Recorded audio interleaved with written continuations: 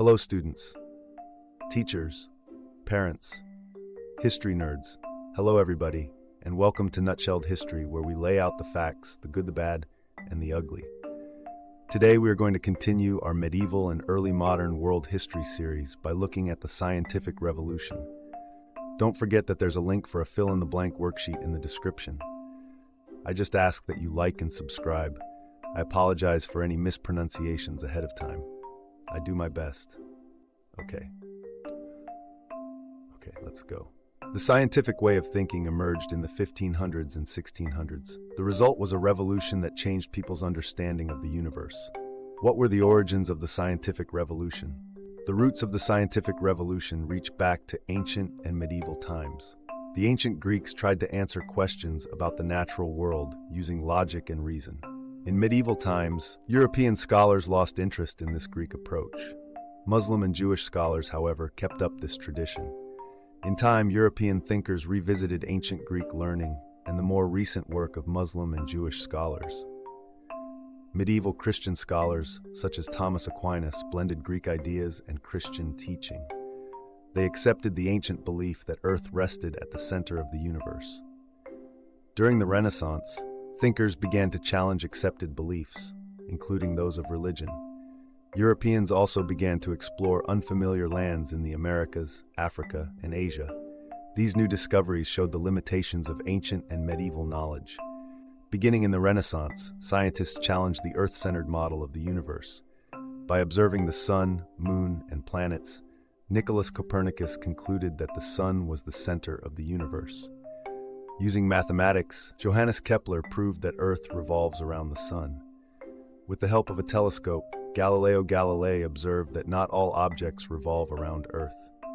Finally, Isaac Newton came up with a theory about why planets circle the sun, the moon circles Earth, and why objects fall to the ground. He called the force that explained these findings gravity. Together, the work of these scientists gave a new view of the universe. How did Bacon and Descartes support inductive reasoning? During the scientific revolution, two great thinkers championed a new way to develop knowledge. They were English philosopher Francis Bacon and French philosopher René Descartes. Bacon and Descartes helped establish what is known today as the scientific method. This is a method for gaining new knowledge by using observation, experimentation, and careful reasoning. New inventions support scientific discovery. During the scientific revolution, scientists developed tools to make new discoveries. The telescope allowed people to see distant objects. The microscope allowed people to see very small objects.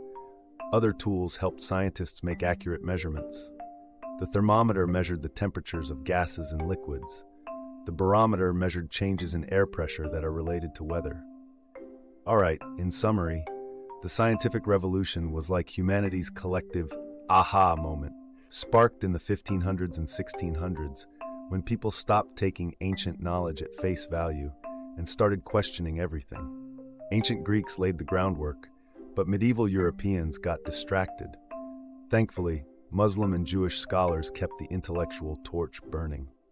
By the Renaissance, thinkers like Copernicus, Kepler, Galileo, and Newton turned the universe inside out, proving Earth wasn't the VIP of the cosmos and giving gravity a starring role. Bacon and Descartes added the scientific method to the mix, basically prove it or lose it.